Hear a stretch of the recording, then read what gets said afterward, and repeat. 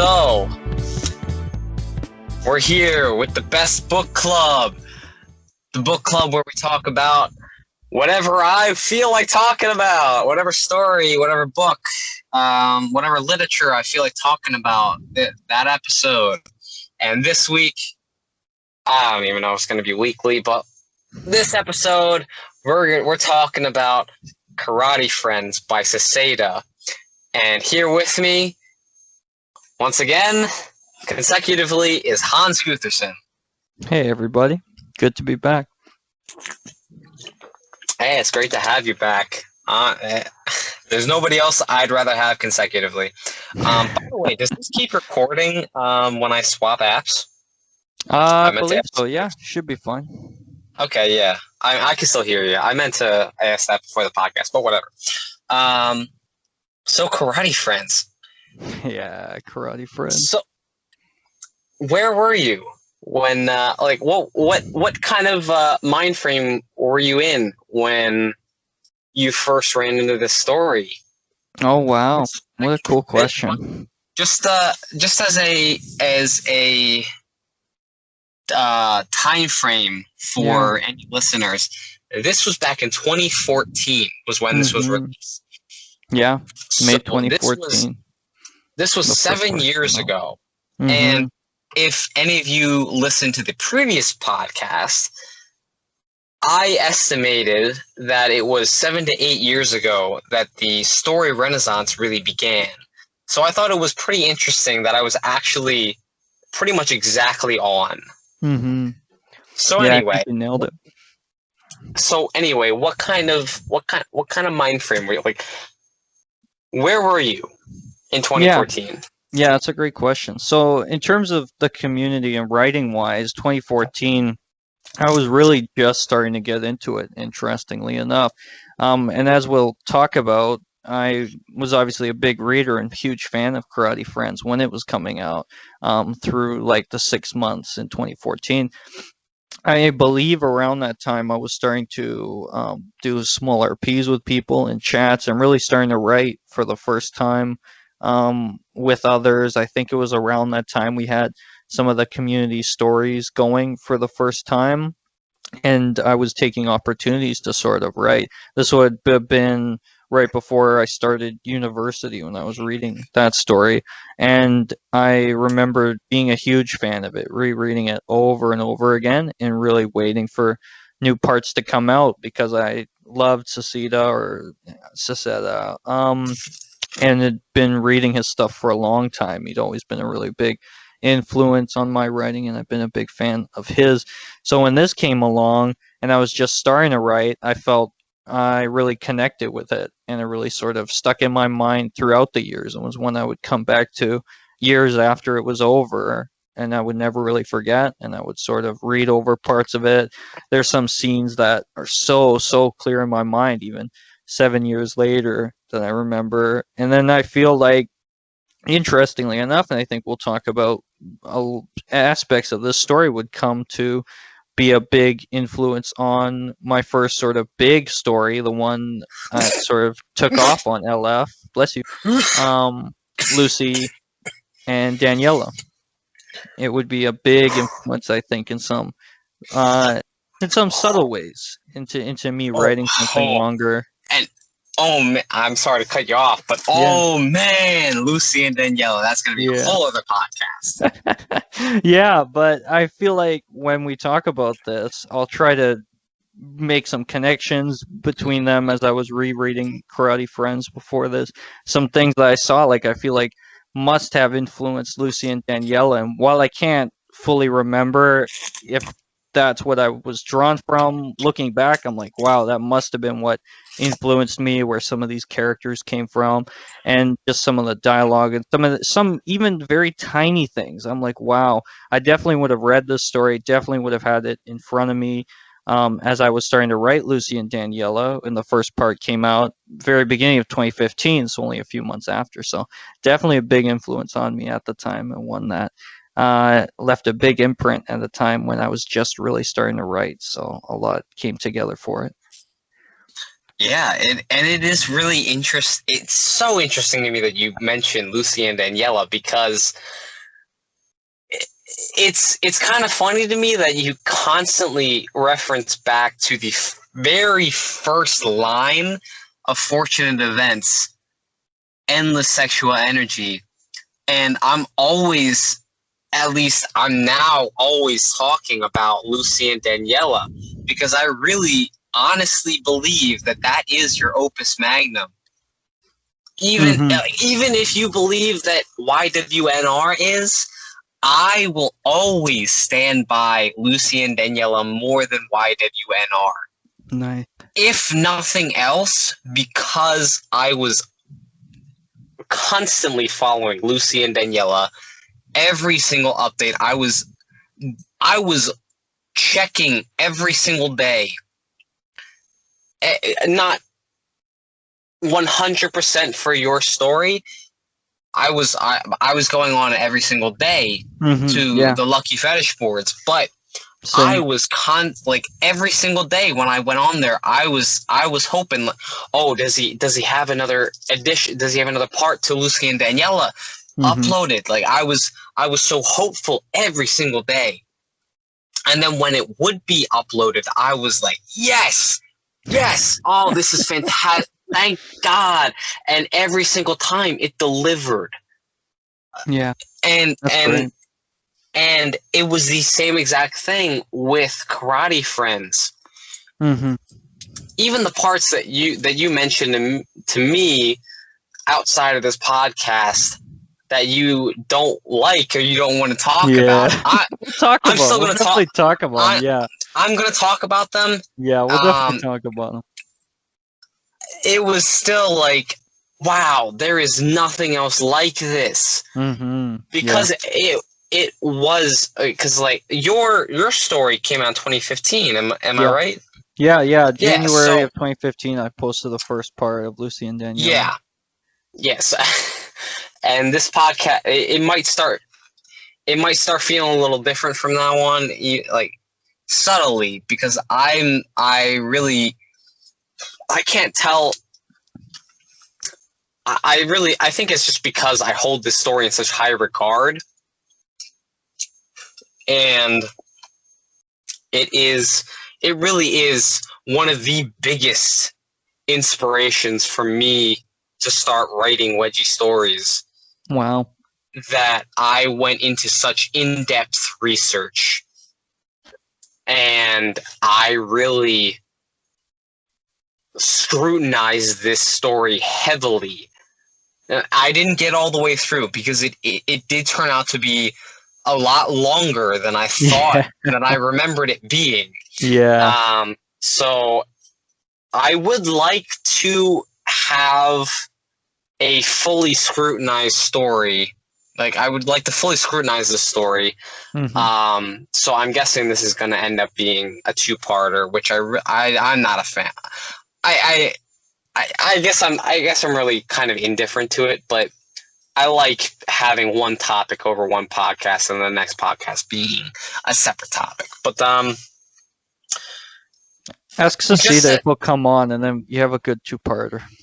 I did note him on DA, but who knows? Because I know there have been a couple of people, including you, who have noted him, and he said he's either not interested or he just doesn't respond. So I mean, maybe, but I kind of understand. At a very, very, very small level, I kind of understand where he's coming from. Like, it was such an early time in his, I guess, quote unquote career as a wedgie story writer, that he may be embarrassed or something, like, because he's never posted it on DA for the wider audience that he has now. So couple things. If I can jump in, I was going to save this for much later, but I did a Q&A with him back in 2016. This was like the first Q&A I did with a writer. Okay, you better send me that link, because I gotta see that. Yeah, so, and I asked him if he would ever continue Karate Friends, and this was his answer. They said, I could say maybe, in quotation marks, but it is a big maybe. Would I like to write about the characters once more? Yes, but there was always the trouble that, after so long, you forget how you wanted the story to end, which twists and turns remained, and so on. I'm also famously bad for beginning a ton of storylines and never ending them. This is why I Yes, he admire Sleep is. All of Today. When he begins a story, he knows how to end it. So for those interested, you can find that whole Q&A I did with him on my DA page. And I'm sure I can get you the link so you can share it with your Yeah, listeners please as send that well. to me so I can add it in the description. But yeah, for those who don't know, to give them a bit of context as well, the story's been read more than 40,000 times on Lucky Fish forums, making it one of the top 20 most viewed stories on that site. And not And enough. it's never made its way to DA, which is interesting. And in regards to why you didn't want to hop on my podcast before, he was like one of the first people I reached out to. It's not an uncommon reason that you hear. It's mostly people just aren't comfortable sharing their voice there. So I'd be curious to hear now, a couple years later, what he thinks about the story, if he still thinks about it. But at the time, a couple years after he'd written it, he still thought maybe he could continue it. So who knows? Maybe after he hears this, we'll get an end to that story potentially. Nah, there's no as Never much say as never, man.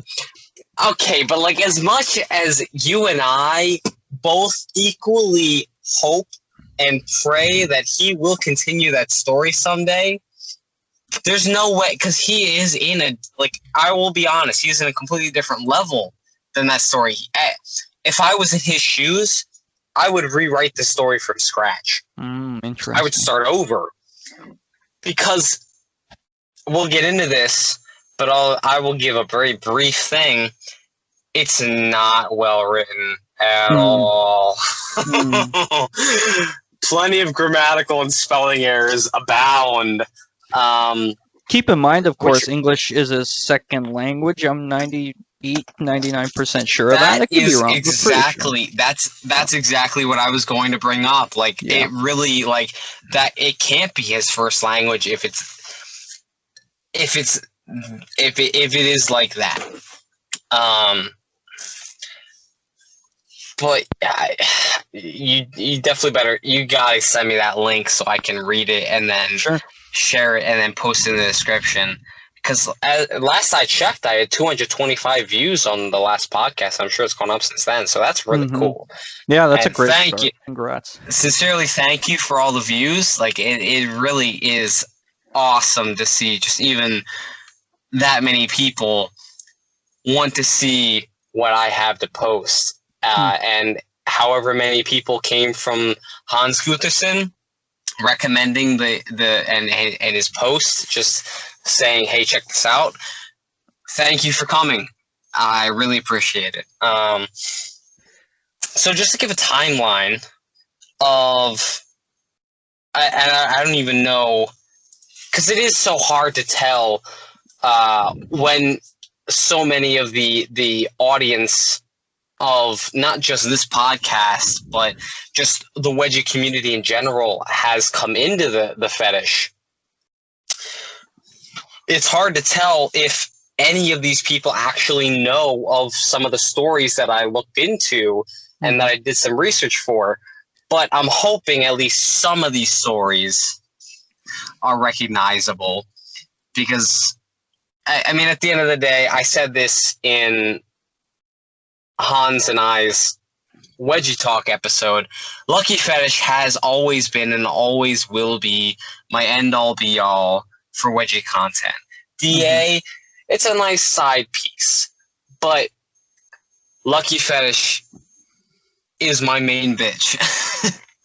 So this is where I really did the research and figured out the timeline of sort of like, this is when this came out compared to other things. Nice. And I hope you're kind of as mind blown as I was when I was looking into this. So I said in the previous episode, it was about 7 to 8 years ago when the story renaissance really started happening. And I was pretty much exactly right on that. It was 2 years before I started writing wedgie stories, for anybody who's actually a fan of mine listening to this, it was 7 years before Trials of Befriending a Trickster. Oh, okay. And that story was updated in September of 2020, which is kind of sad because that's going to be a whole other podcast. I want to talk about that story every time. Yeah, what a fantastical story. Pretty wild. Yeah. The Arena text game from Pony X Pony 9 came out 2 years after that story. Okay. And I was a part of that. That's right. Yeah, I remember that. We got to sort of make characters and they would fight. Mm-hmm.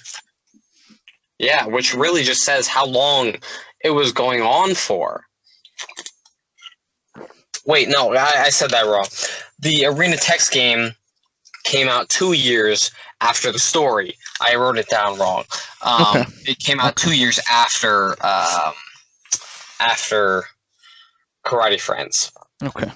Because I was just thinking about that. Like that wouldn't make any sense because I wasn't writing. Because that would have been 4 years it was active, and I remember. Sure. That was when I'd started. Like 2016 was when I started writing wedgie stories, and that was when I came up with the OC of Jen, and I put Jen in the arena, and I put Jen in the arena in the very beginning of that. So that makes that makes a lot more sense. So, and then that was 1 year before YWNR by our very own Hans Gutherson. Yeah.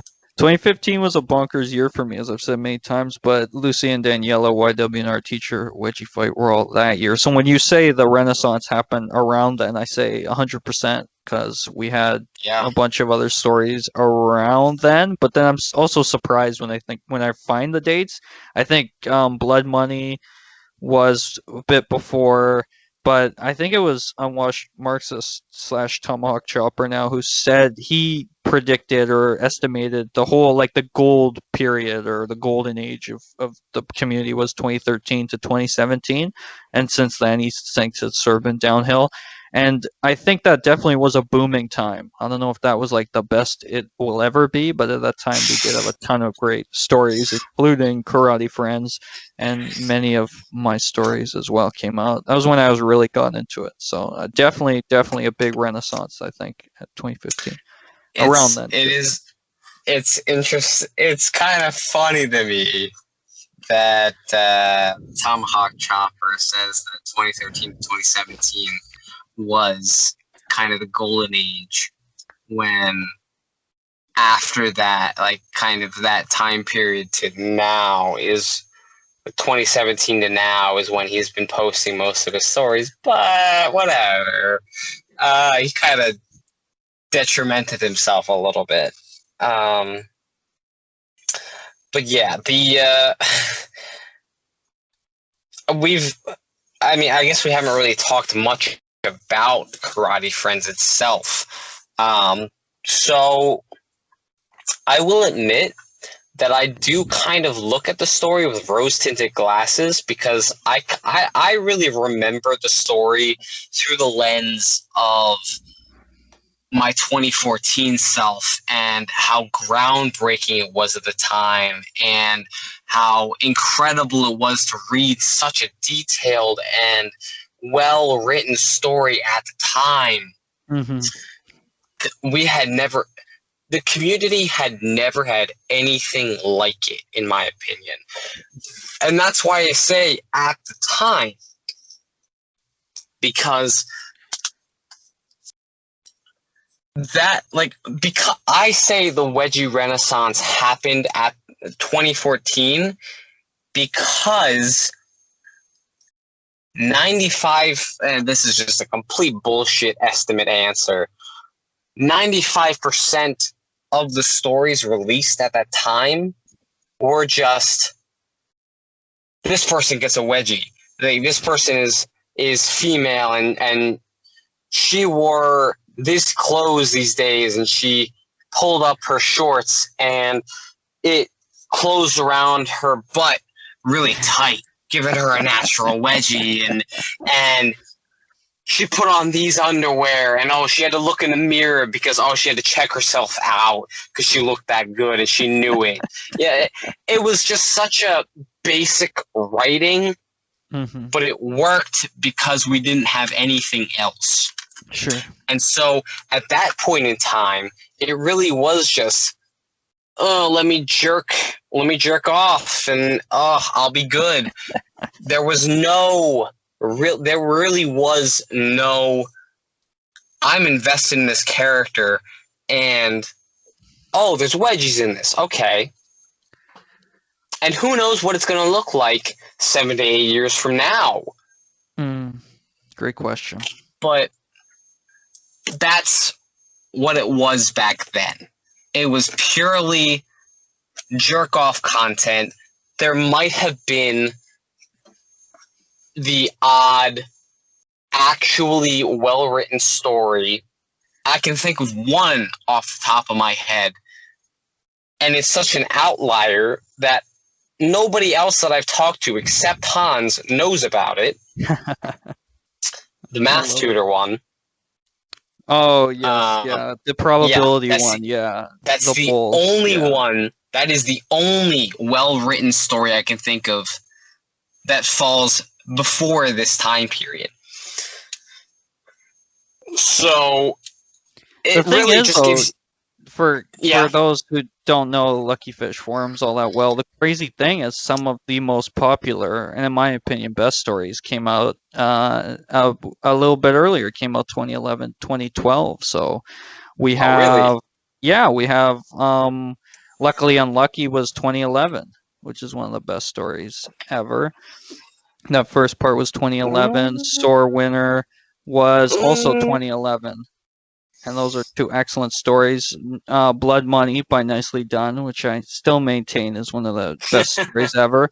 Hands down, period, is 2012. So, but I think they do sort of fit with what you're saying. The majority of what we were seeing, because my memory's pretty bad, but Experience Project might have been around then still. Yes, sure. it was. Yes, it was. I remember that then, very clearly. We had that Experience Project. We had that, and that was again 98% really bad stories that were very short and very much like how you described them.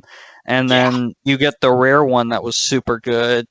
Just probably because it was way better than what was on there. I mean, it was sort of objectively an awesome story. And when you go back on Lucky Fish forums, there are plenty of stories that don't live up and they're really short. They got one part and they weren't great. And then, you do get those exceptions that sort of, I like to think, definitely inspired me, and I like to think maybe inspired Seseta, some of what he was doing. Because there's scenes in Karate Friends, which we'll get to, that I think come from the very later parts of Sore Winner, for example, when one of the characters goes back to a school, even though they've sort of graduated long before, and they get bullied by some kids at the school, and that's very reminiscent of Karate Friends in some ways. So, I like to think when you're talking context, it's sort of just it's this line, and he falls on it, and he's inspired by stories of the past. So there were some good ones, but I wouldn't argue that there was a lot that wasn't good. Okay, but you talk about that scene from Sore. Was it Sore Winner? Are you sure? I could be wrong. It could be Luckily Unlucky. I think it's Luckily Unlucky, actually. I don't believe it was Luckily. I can't confirm right now. Yeah, it was Luckily Unlucky at the end when Jen goes back to the high school and she gets bullied by some kids in the locker room. Yeah. Oh, man. That scene. Oh, that's one of the ones that has stuck with me. But it's very reminiscent of Karate Friends, I think, right near the end when she's in the change room of the pool. She gets bullied by some of the girls who, there's no reason they should be doing that. Like, they're in high school. The character Rachel in Karate Friends is much older, but still happens. So maybe some influence there a couple of years later. Either way, all around. I can see that kind of thing maybe because they are in high school, and they're pretty immature at that point. Like I can say that just reflecting back on my own high school experience, nobody was mature at that point. They like the stupidest little things were hilarious, and they were the jokes, and like so. I don't know, like I think it is very reminiscent of not I guess not reminiscent, but like reflective of uh, the age of the writers at the time. Totally. So I don't know, like it. And it's worth noting too, just quickly with Sore Winner and Luckily Unlucky, that Anti-Cherry was adding to those into 2013 with new parts. So definitely would still be fresh in people's minds. Definitely a part of that renaissance that you're talking about. Yeah. So back right before we get the first part of Karate Friends. And I say renaissance for that time period because like 2014 is really when it started, because a renaissance is really when a movement kicks off and starts to gain gravity. There might have been a couple of stories here and there that exemplified that what we're talking about, but they were such outliers at the time, as opposed to Karate Friends, where it really that's when things started really to kick off, and it may not have been that noticeable in the time period, but you look back on all of the stories and the literature that was written from then to now, and you can really see the trend and the upward trajectory of stories that they really just, everything just improved. And you still have that story that's like, it's block writing and it's just terribly written, but terribly written for today's standards. And it'll still get a lot of faves and likes and what have you. And that just shows the attention span and the maturity of the audience that's looking at it. But those are the outliers nowadays. Yeah. Everything else is the good stories. And it is kind of funny that the good stories and the well-written stories don't actually get the faves and comments that they deserve. Sure. The eternal struggle, yeah. Yeah. But I like it. And we could talk so much about the Renaissance because, like after starting in 2015, so a couple months after the last part of Karate Friends comes out in October, you do get a ton of stories from me all in 2015. And then we get now popular names like Anime Panties writing for the first time with Two Worlds, which comes out. And then Two Worlds was before Friend Sessions, because I remember. You have to read Two Worlds first, or you don't get the major Easter eggs of Friend Sessions. Two Worlds. Don't even talk to me about that, because I was following Two Friends the whole way throughout, and oh man, when I don't even remember the characters' names, but when one of the main female characters was trying to get her panties yanked and she was wearing that old pair of yellow panties in the library, shit, that was an instant classic scene in my mind. It's any wind that you hear, because it's going to be picking up a little bit, but sure, you shouldn't be picking it up now. Awesome. But like I said, we could talk so much about the Renaissance, but I think it's definitely, you have a good argument there that it picks up and we get some good, really popular stories coming out after 2014. And I like to think there was a ton of inspiration gained from seeing how the best could do it, like the Cosby reruns with Sadistic, nicely done with Blood Money, and Anti-Cherry with Luckily Unlucky and Sore Winner. And then we sort of are students of them, myself, Anime Panties, I think, who sort of pick up what they were learning and what they were doing and sort of I think in some of us, we say we want to write like them and have very realistic stories. Um, and obviously realism being sort of different from writer to writer, but you get me and you get Anime Panties, who I think are sort of similar in that way, wanting some psychological realism. Then you get Seseta, who's sort of been around for a long time, but coming out of Lucky Fish Forums, which is starting to take off, as we're saying, and really seeing a lot of writing and being very popular name himself for his very detailed wedgies, which is something we weren't seeing a lot of, and not being afraid to sort of focus so heavily on them, which again was a really cool aspect. So super cool to see the space he comes out of. And then I think that's a good place to transition to really talking about the story itself. Well, you say transition to the story itself, but yeah, I got a little sidetracked for you. No, it's all good. It is funny that we get something like Karate Friends, and I remember at the time, I don't remember exactly the year, or I guess I should have looked into this, but I remember at some point it was absolutely on. It had to have been on Lucy and Daniela that I said the wedgie gods, Anti-Cherry, Seseta. Yeah. I don't even remember who else. I don't even remember. I don't even know if you remember this comment that I made, but it was just like this little. I think it was five writers. Yeah. And they were the pinnacle to me at the time. Mm-hmm. I'm gonna look back and see what they were, and I'm gonna reevaluate if they really stand up to the test of time. Yeah, because I think I can make a whole episode or multiple episodes on the wedgie renaissance. Yeah, because it is such a it really is such a crazy.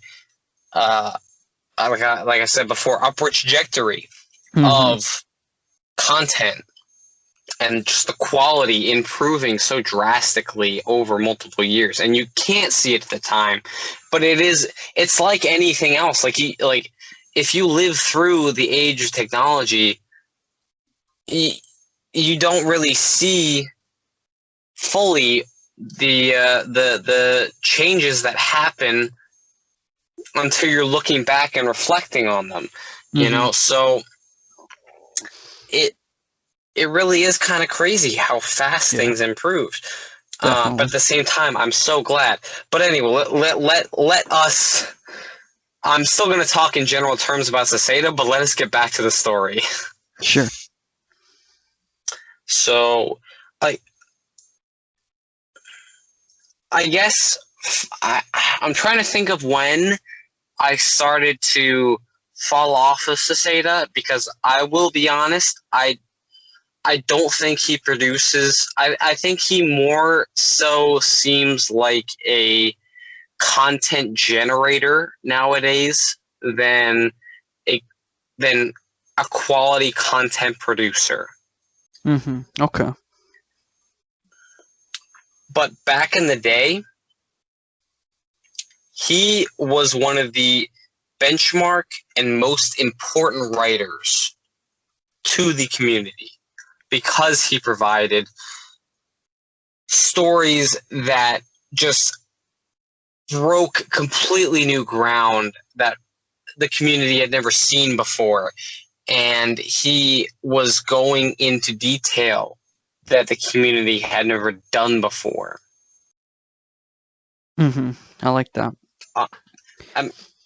I really, at the end of the day, I feel like he was one of the cornerstones for setting the groundwork for what stories could be.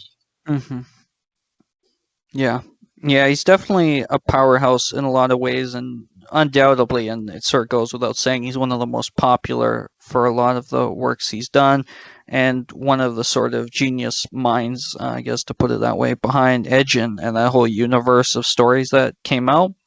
I know when I was first coming to DA and posting there. I was like, what's gonna sort of get people's attention? And I did a fanfic of the character Alice, who he had written a lot about, who I think, as we'll also talk about, has some similarity to Sasha Thames, the character in Karate Friends.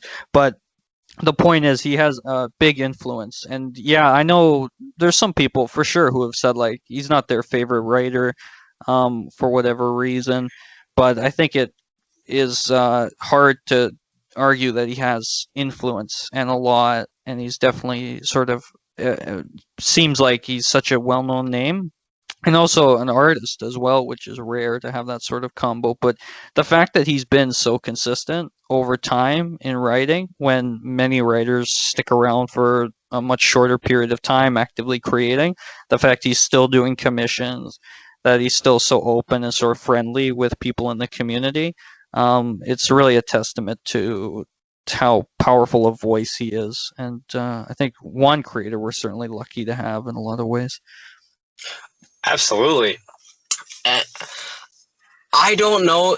I can't fully confidently say that he's been consistently putting out the same quality content throughout the years. Yeah, I that's feel fair. like because I'm not entirely familiar with his beginnings, but I can tell you that when he came on my radar, he was on top. And then it kept going. And then it was just this story commission, this story commission, this story commission, day after day. And it, in a way, cheapened the quality that he was putting out. And it really just lost its special quality. Mm-hmm. But just as an example of some of the truly amazing stories that he's put out, whether they're whatever kind of earth you want to put them in, I have here a list of my favorite stories by him, excepting Karate Friends, because that is the story we're supposed to talk about eventually. Is that your favorite by him too? Like your Absolutely, yeah. Okay. Absolutely. Okay. It's one of my favorites of all time in general, but it is my favorite by Seseta. Nice. I guess that is a good question to ask you after I finish this list. So, going from most recent to whatever the opposite of most recent is. So, we have Nelly Lends a Hand. And that is complete, in my mind, that is 100% jerk off to like porn and then I'm done. But I love it because of that. Jinx Titans. And I guess that kind of is a theme of Seseta stories, is you sort of, and that's kind of why I see Karate Friends as my favorite story by him, because it mixes the jerk off content with a story you care about and characters you care about. Oh yeah, definitely. So Jinx Titans is next, and then Teen Titans Wedgies. Mm-hmm. Aino's Interactive Hunt. Oh yeah, that's a great one. I was just gonna say, you have a thing for Teen Titans, which is nice. They're great. Well, have you ever seen the meme of Raven and Starfire, where it's like Starfire's on top, and of the on top of the picture, and it says "Girls who tickle your balls," and then underneath it's Raven, and next to it says "Girls who will peg you." Jeez. Wow. Yeah, I love that. Yeah, like I would love to do something with them. And, oh man, and Raven is a decently used wedgie girl in the community. Starfire is not used enough. Mm-hmm. Like Hinata is such a recycled character and overused. They need to reach into new territory, especially with like the Killer WC, where people just continuously request her, and he kind of has to use her because that's what the people want. And he does really good art, so he gets away with it. But there are so many different things people could pull from for female OCs. Yeah. So anyway, back to the list. Game of Thrones wedgie stories, specifically 1 and 2. Yeah. Let's see here. I have a bunch that are unlisted. Okay, that's all of them that I have listed. That's a good list. Those are my favorites by him, and he does do a lot more than just 2 of the Game of Thrones wedgie stories, but those 2 are my favorites by him, because the other ones just kind of seem like, I mean, they all really are just like, that really is just a theme of what Seseta does. I really don't think he's, since Loose Karate Friends, I really don't think he's gone into deep territory yet. I don't think he's gone. As far as I've seen, he really has not explored an actual story beyond what'll get the wedgie incorporated and what'll help people get off. And that's why, like, because he writes them well enough that it's, yeah, I'm reading a good wedgie story that I can get off to. I gotcha. Yeah, I getcha. Yeah, the interesting thing is what we'll see, and what we see in Karate Friends is a lot of the elements we'll see in a lot of the stories we see in DA, the shorter ones. And while you're right, he definitely doesn't go in the same depth. There are times when he sort of, I guess, borrows almost from some of the I guess, beats he was playing at with Karate Friends and some of his stories, like the relationship between Sandra's mother, the popular goth character Sandra, her mom, and the bully slash hot wedgie queen Mercy's mother, have a sort of boss employee relationship. What we see and have seen sort of over the years with those two is them sort of starting to date and a relationship slowly starting to grow, where the boss, Mercy's mother, is sort of like, wow, I'm actually into this woman. Usually it's just because she has a big butt, and that's sort of the big reason she's into her. But we do sort of see that, and we'll see it play out with relationships forming in Karate Friends at a much quicker rate and in a lot more depth. But yeah, I think you make a good point that although we sort of see him sort of touch on things, we don't get a lot of that deeper depth. But he has done some. He did a 4-part story, I think, not super long ago, and he did do a collection of stories that were very popular that I can't remember the name of, that he put together and sold for $5 that I got, and there were some really, really good stories in that. Yeah, I know exactly what you're talking about. It's I just forgot Suzanne and her unlucky friends, something like that. Yeah, and the first story in that collection was excellent. I thought really, really good.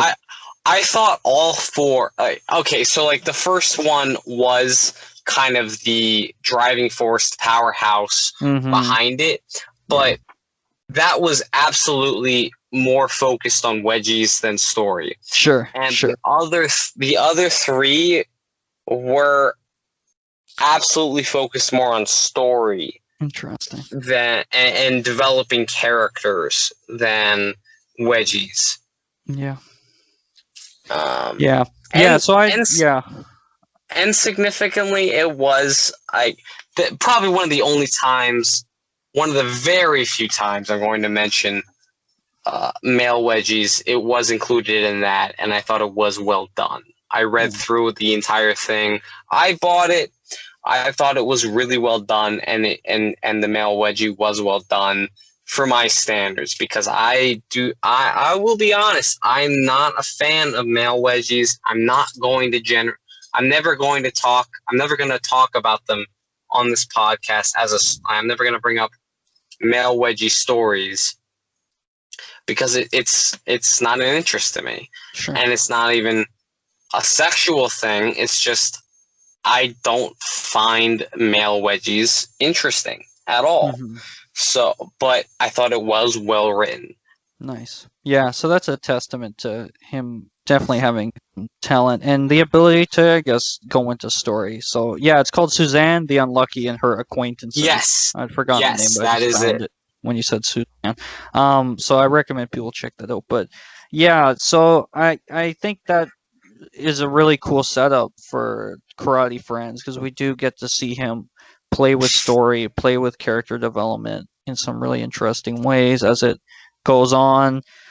One thing I think, but I'm sure we'll get into it, feels like partway through he's sort of retreading the same storyline, just with the two different sets of characters. Man. Like Mandy and Angelica basically go through the same storyline as Madison and Rachel do in terms of like, although Mandy and Angelica, it's more like they're becoming friends.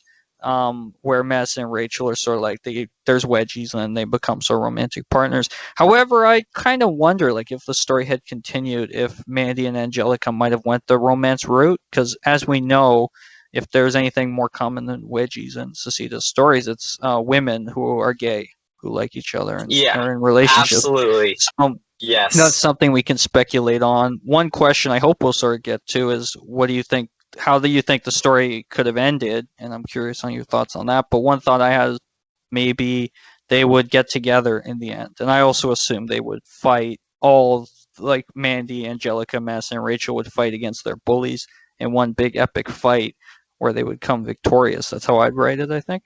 But yeah, interesting to see him sort of play with character development and story in this story.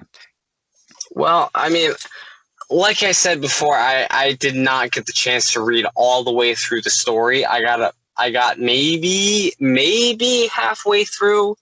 I don't know. And because it has been so long since I read the story, I don't remember where the halfway point is, where the ending, what the ending is. But I can talk about what I think the ending should be. Mm-hmm. So maybe before you do that, let me, for those who don't know, Karate Friends, we've given you some context around when it was written, what was around before that. But for those who don't know, pretty simply, two women who aren't in high school, I'm pretty sure, right? They're in college at the point of the story. Yeah, they're in high school. They're in high school. They're in college. Yeah, they're in college. That's what I thought. Yeah. They're friends and they're into karate, and it basically starts out with them fighting in karate, and then wedgies quickly ensue as they find out that's a pretty effective combat technique. And then things sort of evolve with these two main characters, Madison and Rachel, as a relationship sort of blossoms. Juxtaposed beside that, Madison's younger 18-year-old sister, who's a super goth, much like Sandra and one of Seseta's very popular characters, who we would later see. She has these bad bullies who pick on her a lot. One of them named Angelica. And Angelica has a sort of fall from grace when it's revealed she's not as a bully as it seems, much like Daniela in Lucy and Daniela. I think I took a page from his book with that. Yes. And yes. You basically then the story continues with Mandy and Angelica becoming friends and bonding over shared interests and wedgies sort of coming up, but in far more friendly context than they once did. And Madison and Rachel becoming much closer, romancing each other, sort of becoming girlfriends in it. And then, of course, all of this is challenged by the bullies from earlier who sort of threaten the characters and say, you have to become our sort of wedgie slaves or we'll hurt Mandy, who we used to bully a lot. And two characters, Angelica and Madison, both agree that they will do that. After sort of getting blackmailed basically into doing it. So it gets kind of dark. And the story ends, if you don't remember, with Angelica, former big bully, getting wedgies to sort of make sure Mandy, her new friend, doesn't get hurt. And she has to stay in a bra connection wedgie for many hours. And she's taking it out when she gets caught by Sasha, this newly introduced really big bad, reminiscent of Alice. in Seseta Stories, who's basically like, I'm gonna do something much worse to you now, and that's where it ends, on this promise of like epic panty pulling punishment. And that's where he ended it in 2014. So that's a very detailed summary of the story for those who don't know. But Yeah. from that, you mentioned you had some ideas of maybe how you'd want to see it end. Like I said, I'd see all the good characters fighting against all the bad ones in like a scaled down version of what happens in Lucy and Daniela at the end. But what do you think could happen for the ending? Yeah, so I guess I'd have to.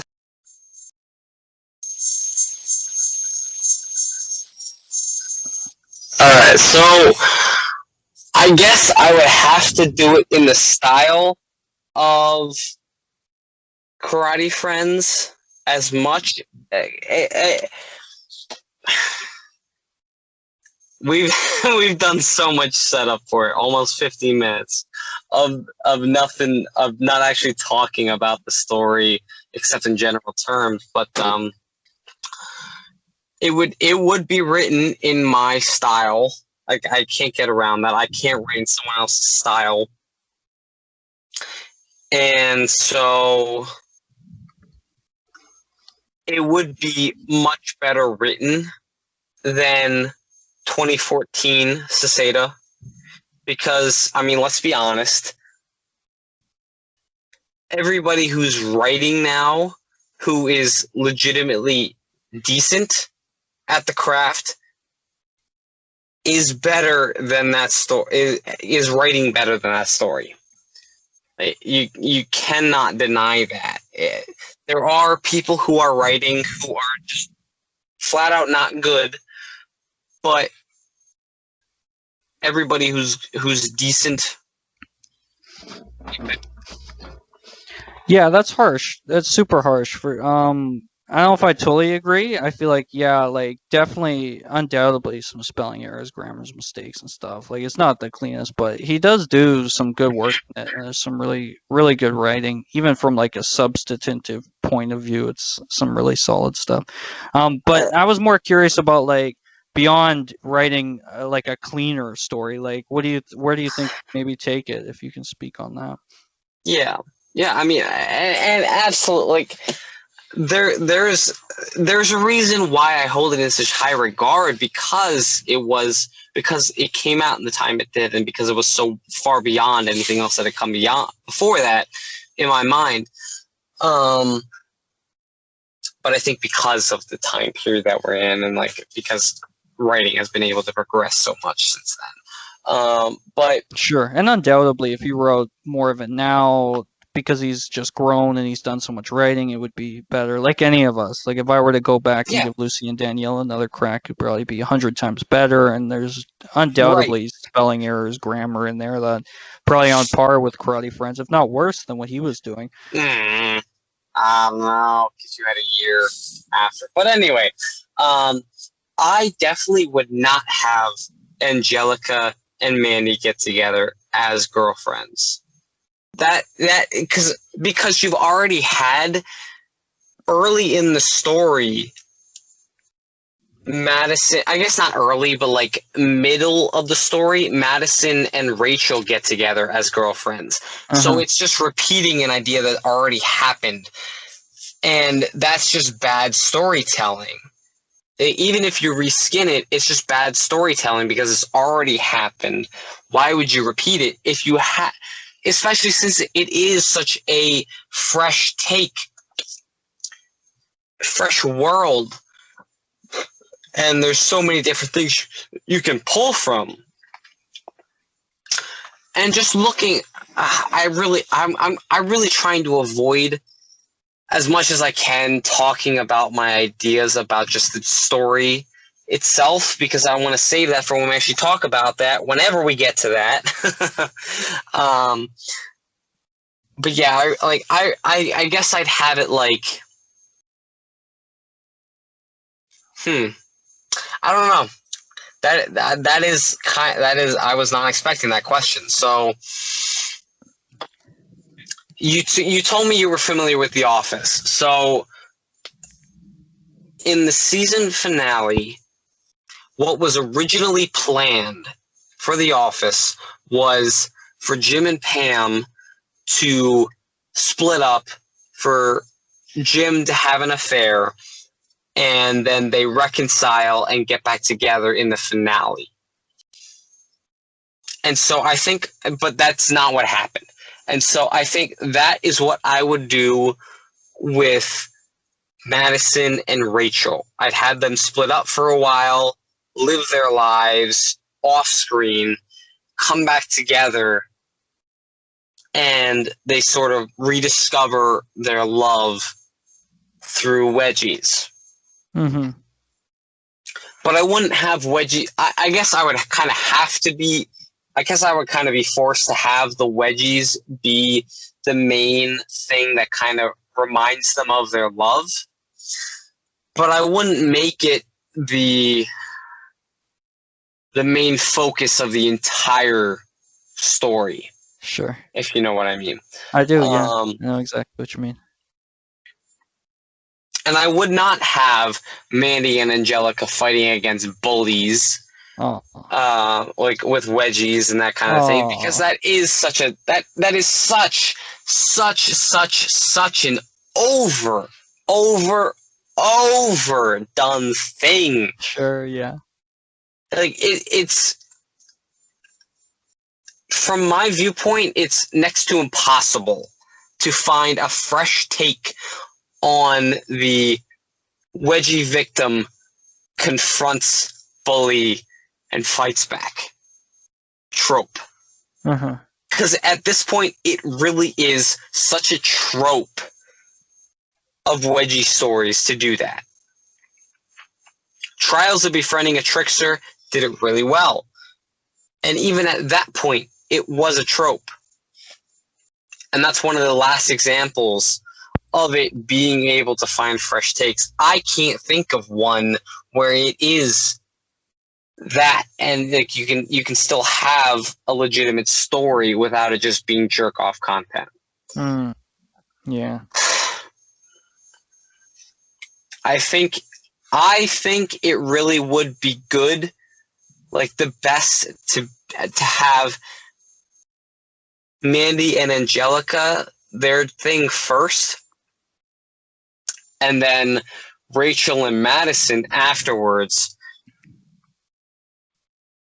have sort of a circular ending where they're sparring and they sort of have, and like maybe they even split up after a while and they sort of come back to get, like they're both, for whatever coincidence, end up being back at the gym where they first sparred so much time later, and they're like, why don't we have a spar for old time's sake? And it ends up being maybe not the pissing, but it ends up having the wedgies again. Sure. And they use those as a combat tactic again. Yeah. I like that. I'm a fan of circular endings. I think it could be interesting as like maybe a twist on the ending where Madison has still been practicing her techniques and she's gotten way better, but Rachel has lapsed on her training and she has not been practicing. And so it's kind of a reversal, but still a circular. And I like it. That sounds good. Yeah, that sounds like a cool ending. That's how I would rate it. But I'm not going to rate the ending because it's not my story. Sure. And unless I get direct permission from the author, I'm never going to do that. Yeah. Still, I like to hear your thoughts on it. And your ending makes sense. Like, although the idea that Mandy and Angelica get together is some speculation on my part, but there's some hints that they could like each other and it could go that way. What we do have is, of course, the characters being blackmailed to sort of take wedgies on Mandy's behalf. And the blackmail sort of revolves around, like, if one of the people in the story finds out what you're doing, they're going to hate you, basically. So you have to take these wedgies, or we're going to tell them, we're going to tell Mandy, or we're going to tell Madison these things about you, like that you weren't willing to sacrifice yourself for Mandy, or that you don't care about Mandy. And so what you could have is maybe that information gets out and then they do separate the main characters. They say, "Wow, how could you not care for me? How could you whatever? Not take the wedgies for me. I hate you." And then yeah, they have the breakup, and eventually they get back together. That I could definitely see. I like that approach. Yeah, It but works. I don't see it like that. I see it as like some kind of outside life factor that's not wedgie related Wow. happening that brings a split between them. Because if you look at it from any kind of rational human point of view, somebody taking that kind of punishment for you is like, wow, you're really taking that kind of level of punishment for me. Wow, I really love you. Sure, And it like could that would definitely just go sort that of, way. I Yeah. see it as like it would drive them closer together, not split Yeah. them apart. Because having like writing it as though, and this is a point that I want to bring up later when we actually start to discuss the story from beginning to end, or whatever part I got to. Seseta is really good at writing sort of the anxiety of the crush in this story, because it really is a big thing where like, oh my god, I'm doing this thing and they're gonna hate me for it, when in reality it's the opposite. And the person is really just overthinking what's happening. Yeah, that works. Yeah, that definitely works, because that does come up a lot in the story, that anxiety. Could I tell her how I feel? And it works out so far. Definitely, yeah. Yeah, but I really throughout the entire story, I have never seen a single hint of Angelica and Mandy having any sort of attraction towards one another. It's always been sort of at first it was completely a bully and victim dynamic, and then it became a mutual respect between them. Like there's no, all right. I gotta stop because I'm gonna just get into my notes and I'm gonna jump around through the story. Yeah, no worries. When you reread it all the way through, let me know. Maybe I was reading into it too much. Let me know if you see any small hints that maybe they were starting to feel something for each other, or maybe that's my headcanon-y speculation or something. Yeah. But that's so it's interesting. I mean, once, because I did do some pretty heavy scrutinizing for the story, so I do want to finish reading through it and then do a second take on it or something.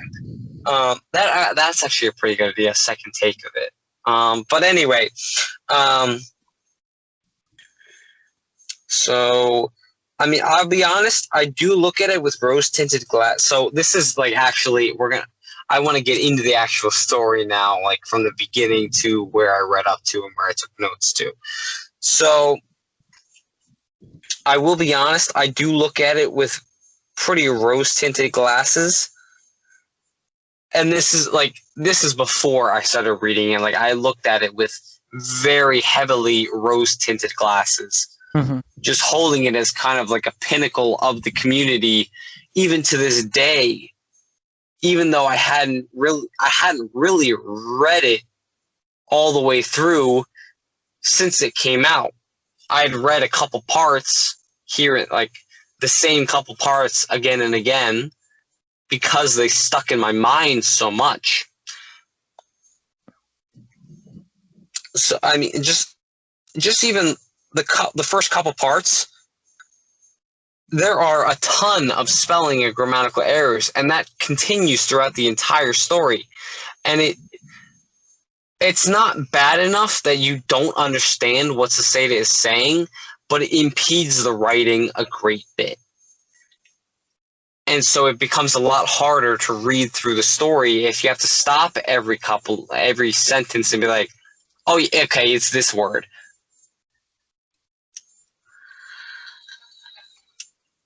Yeah, I mean, that's the thing, like, because we don't have editors 99% of the time, because we're just sort of doing this for fun, or because we really do have a passion for it, you're gonna undoubtedly have that, like Lucy and Daniela Whitemire. I don't have a story where I've gone through it as closely as I really should have, and I don't have some mistakes like that throughout a page. partly because I'm just too nervous to reread my own stuff and read it, or Hmm. like in the case of Seseta, it truly is like English as a second language, and the fact he's Yeah, able to write as much as he does, he's able to have such good stuff. yeah. And like when I was rereading, like reading it for the first time, I don't think I even really cared about the spelling mistakes or No, I anything didn't like that either. because it really didn't matter to me. Like the story, as you mentioned early on, was just so different from what I'd read before. It was great, and Hmm. even to this day, it has some of my favorite lines. Like I love the dialogue. I'll find the line. I had it in my notes here, but Oh, don't even basically, worry. I got a uh, couple of lines myself that I pulled, so yeah, where I she hope says, you don't "Here, take them. here." Yeah, no, one of my favorite lines in a story ever is some dialogue when Angelica is going to give Mandy the first wedgie she gets, and basically there's a longer paragraph, but just this line of dialogue I've always loved, where she says, "You've been getting wedgies by others behind my back. How dare you?" She grabbed Okay, two yeah, I big didn't have rolls of that. underwear.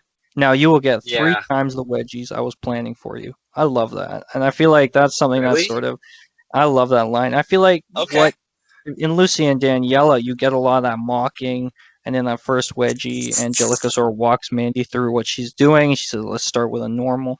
Lucy and Daniela does something very similar, where it's a lot of that teasing, big focus on dialogue to taunt. So I feel like I Yeah, took but a page out of his you book take it there. further.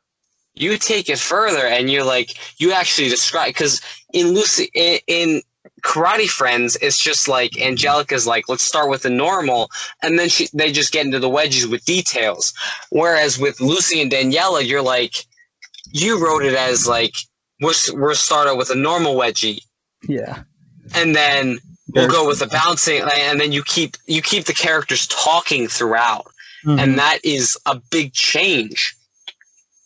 And you have a callback to that where you do the same thing, but the roles are reversed, and it's brilliant.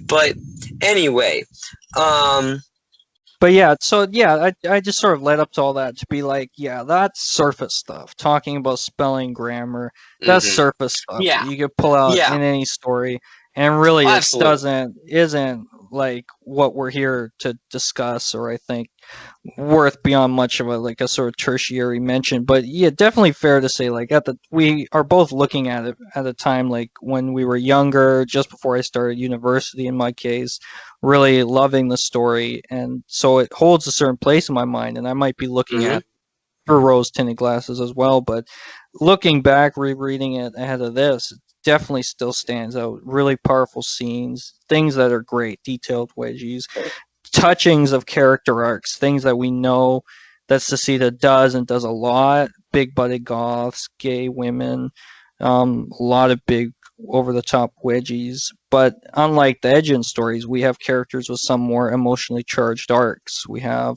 the Hmm. beginnings of romance, and you made a great point, the anxiety of a crush, and a lot of details like that that I think really sort of set the story apart from any others we could be talking about, I think.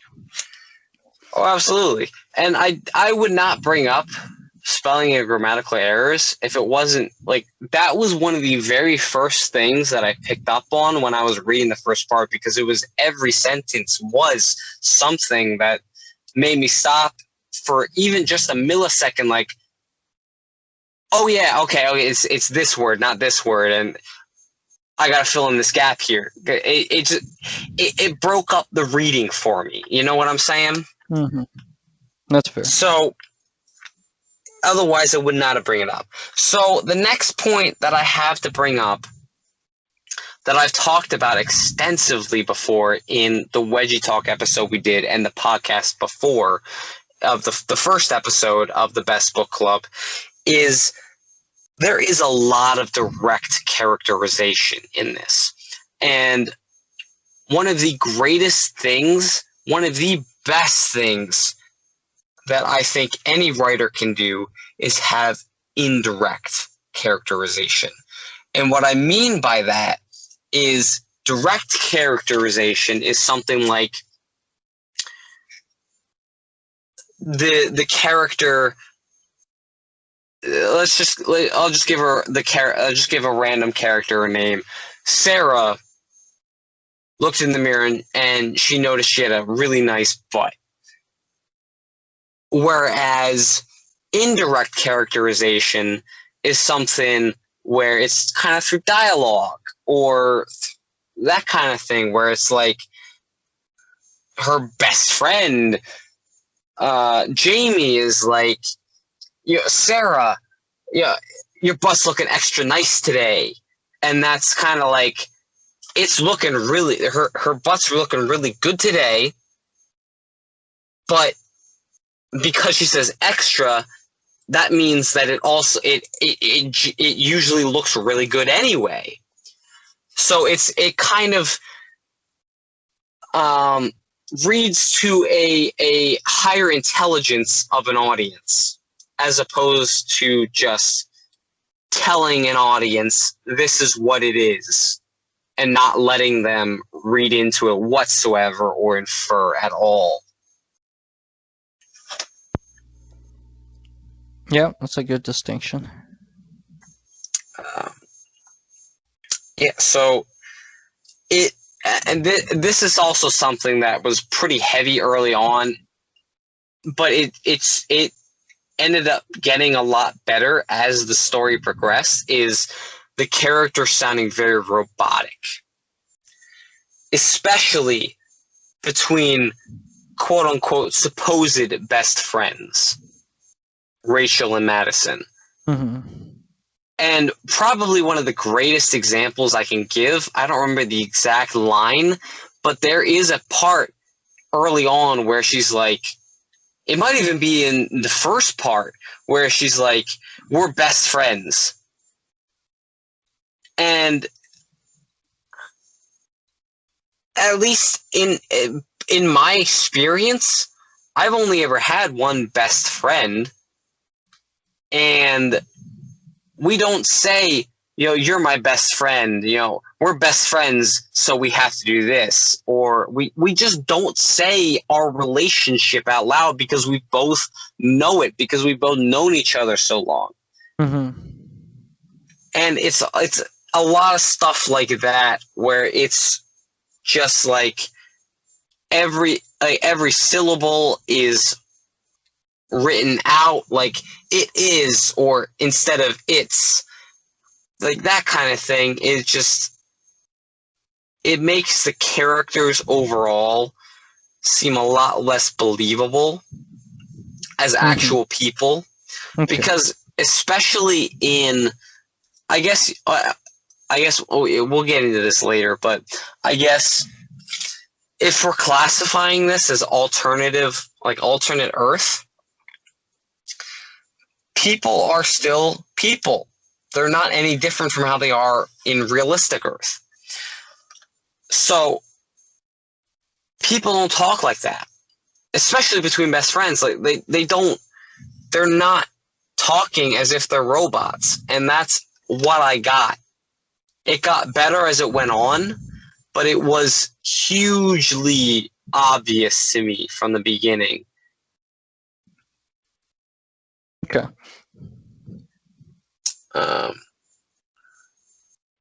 So, like I said earlier, the anxiety of a crush, Seseta does extremely well.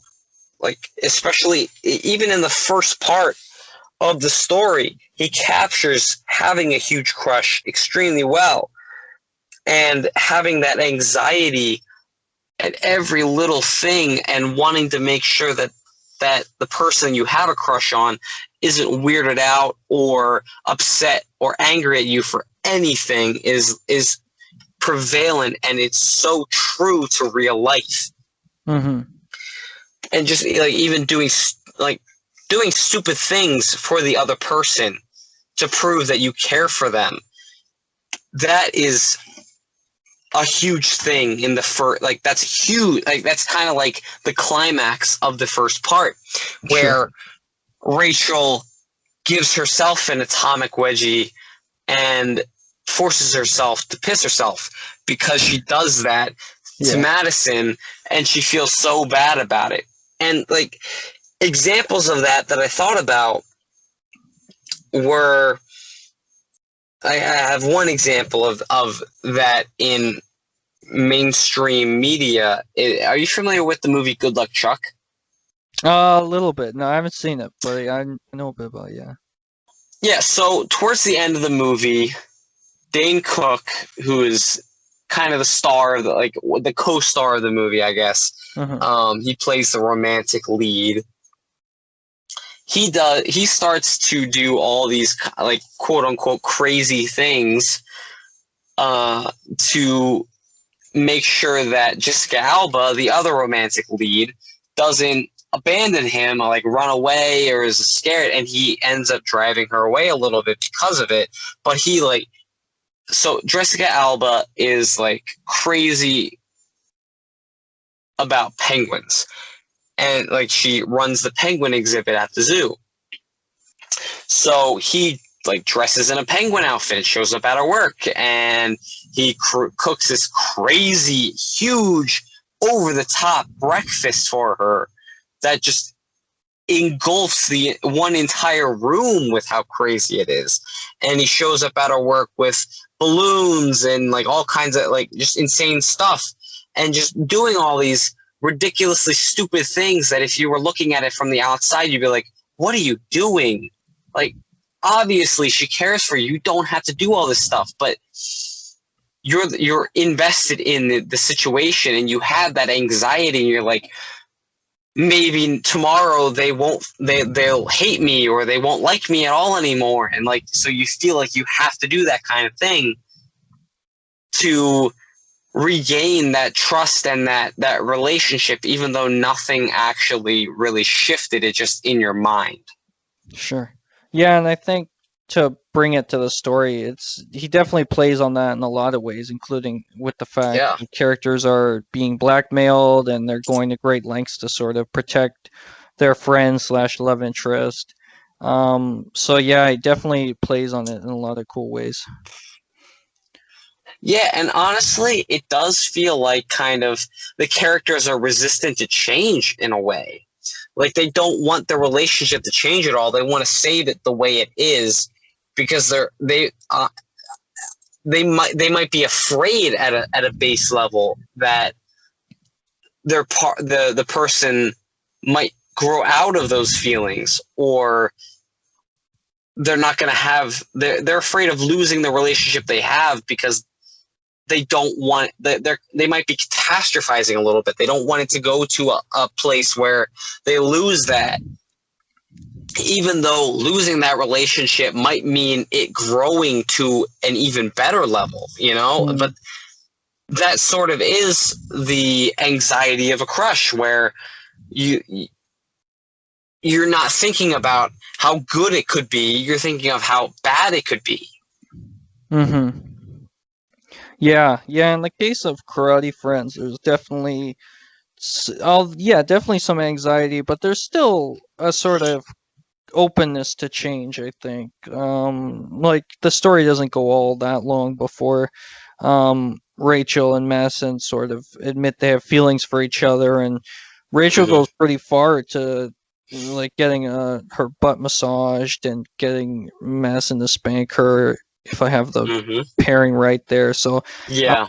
definitely some big shifts, and then obviously Mandy pretty quickly, although Angelica had bullied her for very long, sort of gives up her hate and becomes friends with her after seeing how sort of broken she is, which is another Yeah. element the stories are good at, sort of addressing the consequences of wedgies, which is something that's very rare. You often don't see it. Sort of like a wedgie happened and it Mm-hmm. was hot.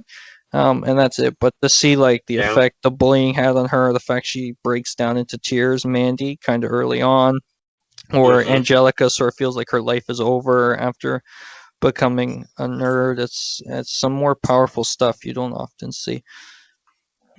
Yeah, he definitely captures kind of the high school emotions really well. Mm-hmm. Um, and even like I guess from my experience, I didn't really have sort of like those extreme of emotions. That seems more like earlier high school, middle school kind of thing. But he captures it really well. And there are a couple of things that you talked about that I'm going to bring up later that I kind of do want to discuss to a certain degree. But just one of the quotes from I pulled a quote from the story that it's so cliche in a way, but I absolutely love it because it hits that itch I have in wedgie stories. And I have talked about like jerk off content, but this hits that.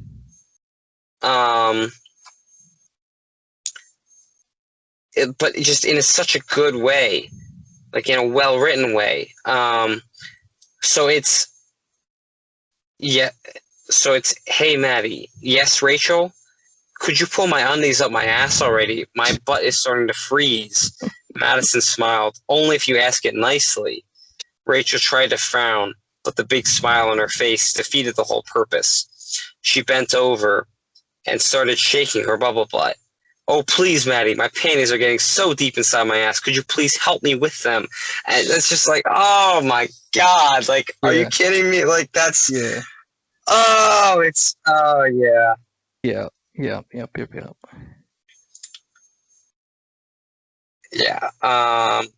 It's just like, yeah, how could I ignore that ever? Yeah. It's, I don't know. That's something that's stuck with me for a long time.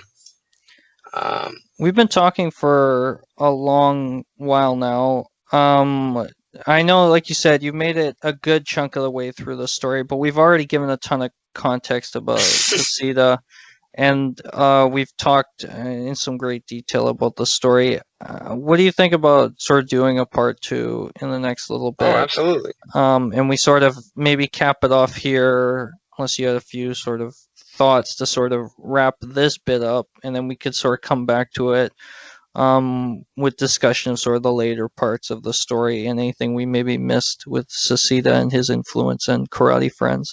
Like the fact karate really doesn't become a thing in the story, although it's called Karate Friends, after the first like couple bits, and Cry's mentioned briefly, but really wedgies overpower him. Maybe should have called it Wedgie Friends, but that's far more generic. But yeah, I feel like maybe now is a good place to call it. I don't know if anyone's going to want to listen for another hour of what we have to say, but if we split it up, that might be better. Yeah, I mean, I don't care if people want to listen to it. I just think it's fun to have a conversation about this, and that's the whole point of why I'm doing it.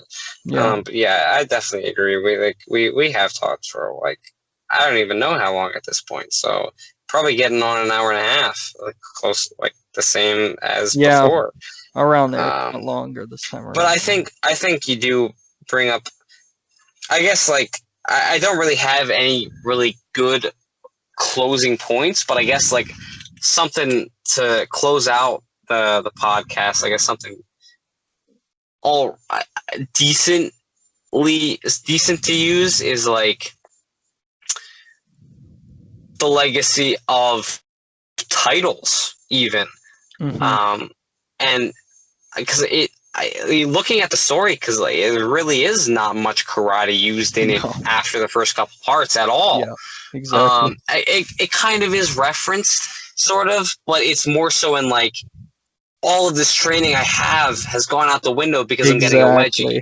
Yep, exactly. And that's really all the kind of the reference you get of karate. Yep. So I would hazard that it's a safe bet to say that Seseta really just put that title in because he had a great idea for the first part of them having a sparring match in karate, and it turns into wedgies. And he didn't really have any big plans for the rest of the story. And so that title stuck because it worked for the first part, and after that he kind of went with it as he saw fit. Possibility, definitely. Could be. Yeah, so I guess that's as decent as any place to start off, or to end off. So I guess we'll be back again soon with more conversation about Karate Friends. maybe we'll get through the rest of our notes and ideas the next time. Who knows? If we don't, oh well. We'll have a part 3. Right. But yeah, thanks for listening. Thanks for tuning in. Thanks. This has been the Best Book Club, and this is Seseta and Hans Gutherson. Anything you want to plug or anything? Dulling a Knife, it's almost done, everybody. Final chapter coming out April 2nd, International Wedgie Day. Read the story. It's a good one. And be on the lookout for when that story is fully released. There will be answers from the author, from Shadow Melder and Hans Gutherson, about that story. It'll be a pretty in-depth interview. Yeah. Might end up being multi-part podcast. Who knows? So I'll try not to talk as much. I'll let Shadow. Oh no, you're fine. We'll be good. It's. I like it that you talk so much because it gives us so much in-depth, such an in-depth view into your mind and how it works and your thought process on things. Especially since it is. Oh man, I'm gonna get so into talking about that, but it is such a honestly, it's a landmark achievement in the community because nobody else has done it before. So I'm very interested to pick both of your guys' brains and see what comes out of it. Should be fun. Yeah, I'm excited for people to read the end and to talk about it. We haven't talked much about it beyond Shadow and I speaking at depth about it to each other. So it'll be fun to hear what people think and share the behind the scenes details all about it. Yeah, so keep an eye out for the exclusive interview with Shadow Melder and Hans Gutherson. We reveal all. Yes, all kinds of drama and controversy will come up. But anyway, thanks for tuning in. Thanks for listening. Give it a like. Give it a whatever. I don't even know what you call it. Whatever's on YouTube. Share it. Do whatever you feel like is necessary. Give me some love. Give me some feedback. Tell me what you want to. Tell me what stories you want to hear. Nice. And I will work them in somehow, some way or another. But for now, this has been another episode of the Best Book Club. And that's all.